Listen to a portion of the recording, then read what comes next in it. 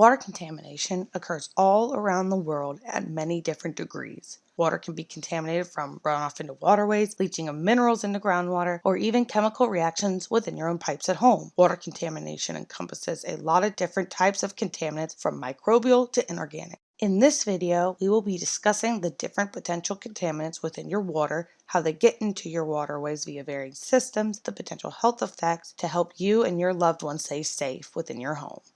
Some potential contaminants can be living organisms or microbial contaminants, referring to the non-intended or accidental introduction of infectious material like bacteria, yeast, mold, fungi, viruses, etc., or their toxins and byproducts. Some of the established bacterial contamination sources include contaminated manure, irrigation water, soil, livestock, and wildlife, which affect numerous factors influencing the incidence, fate, transport, survival, and proliferation of pathogens in a wide variety of sources where they are found. Once pathogenic bacteria have been introduced into the growing environment, they can colonize and persist using a variety of mechanisms. An example of microbial contaminants is E. coli, a bacterium that can cause watery or bloody diarrhea, fever, abdominal cramps, nausea, and vomiting. If you have a reason to believe that your water is contaminated with microbial contaminants, do not treat or bleach your own water. Please call a professional to prevent further contamination. Organic contaminants may be defined as chemicals that are carbon-based. Organic contaminants include herbicides, pesticides, and plant and animal tissues, and are usually expected to cause adverse impacts on the environment and reside in all sections of the biosphere. Common sources of organic pollutants include industrial activities that inadvertently leach chemical runoff into surface water. Exposure to organic contaminants such as polychlorinated biphenyls or PCBs or vinyl chloride in drinking water has been associated with a range of adverse health effects, including cancer, immune deficiencies, and nervous system difficulties. Hydrocarbons are organic compounds that are entirely made of two kinds of atoms, carbon and hydrogen. Typically, hydrocarbons are colorless gases that have weak odor. Hydrocarbons vary from simplistic to complex structures that vary in degradation within the environment. Natural sources of hydrocarbons include petroleum and natural gas deposits, as well as the conversion of organic molecules into the environment through chemical and biological processes. Hydrocarbons can enter water or groundwater through marine crude oil spills, oil field operation explosions from exploratory oil wells at sea, gasoline underground storage tank leaks, and human misuse of hydrocarbons. One of the most common hydrocarbons are PAHs, which are caused by the burning of anything carbon-based. They are correlated with the effects on the human respiratory system and cause lung cancer along with various other symptoms. Pesticides and herbicides can also be classified as water contaminants and can be quickly transported to contaminate groundwater and freshwater supplies over a large geographical area. Pollution from pesticides and herbicides have impacts on human health, including affecting the nervous system and carcinogenic effects.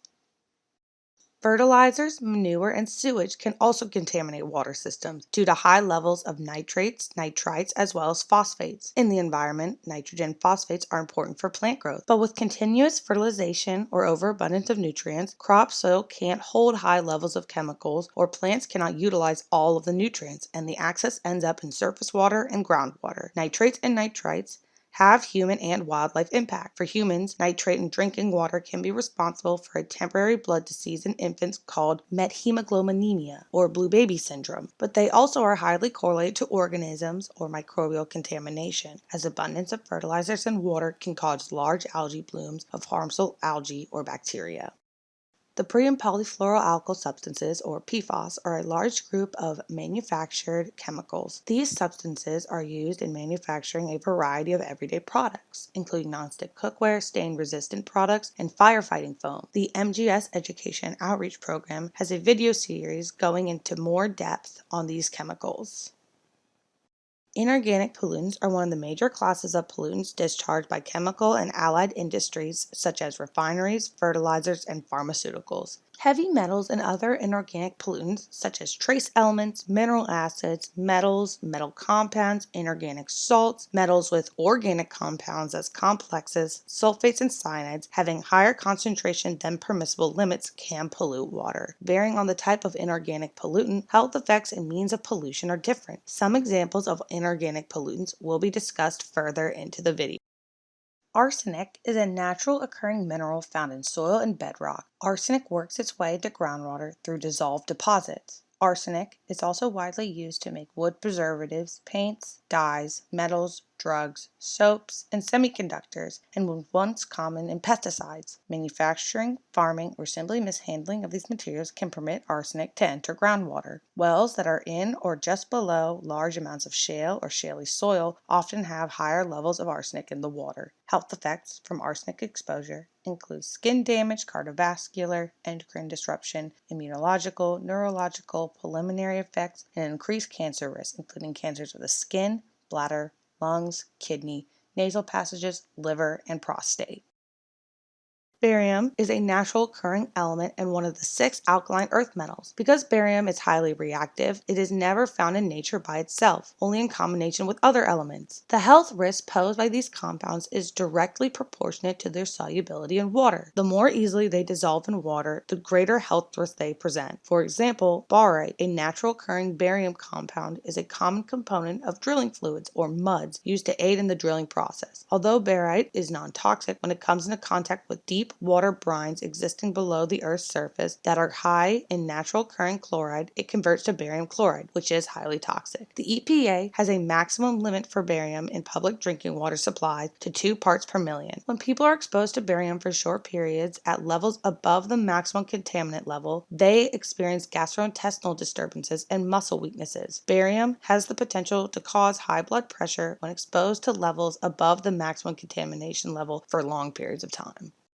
Fluoride is a natural substance that comes from the element fluorine, which is found naturally in rocks and soils. As water passes through the earth, it absorbs fluoride. As a result, most water contains some amount of fluoride. Fluoride is non-harmful at low concentrations and is an important chemical used for dental care, but excessive amounts of fluoride consumed over time can accumulate in the bones and lead to skeletal fluorosis. Skeletal fluorosis involves pain or stiffness in the joints. In severe cases, it can cause damage to bone structure, calcification of ligaments, or crippling effects. Lead is a highly toxic, dull gray metal that is soft enough to be easily scratched with a house key. Lead can get into your water as it flows through your plumbing system. Corrosion can cause lead to leach from lead pipes, lead-based solder pipe joints, and brass alloy faucets. Low pH or high acidity, low mineral content, and high salt content in water are common causes for corrosion. At a minimum exposure, the U.S. Environmental Protection Agency, or EPA, reports that the health effects of lead are the most severe in infants and children. Exposure to high levels of lead in drinking water can result in delays in physical or mental development. For adults, it can result in kidney problems or high blood pressure. Although the main sources of exposure to lead are ingesting lead paint chips or inhaling lead dust, EPA estimates that 10 to 20% of humans exposed to lead may come from lead in drinking water. Infants who consume mostly mixed formula may receive 40 to 60% of their exposure to lead from drinking water. If your home was built before the 1990s, your house may contain lead piping. The use of lead pipes in homes was phased out during the late 1980s, so please contact previous owners, the construction company of the home, or a plumber to check. Or use the NPR Find Lead Pipes in Your Home website to check if your home does contain lead piping. The link will be in the description of this video. If you suspect contamination or experience illness, stop drinking or cooking with the water immediately. Do not resume use until testing has proven it to be safe. Always seek the advice of your medical doctor if you have any health concerns.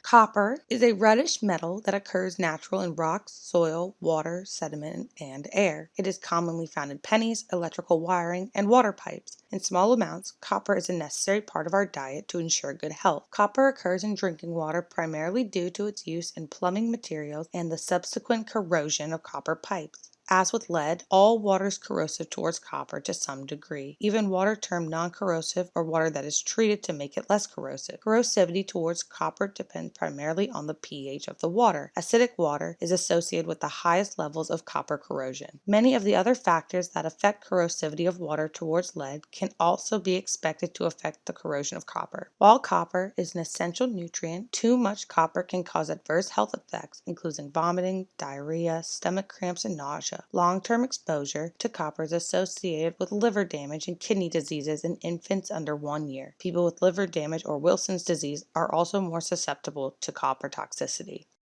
From this video, we hope you've learned more about potential contaminants within your water. Please rock the like and subscribe button to the MGS for more information, including videos on PFAS contamination and ways to test your water for contamination. Thank you for watching and stay educated.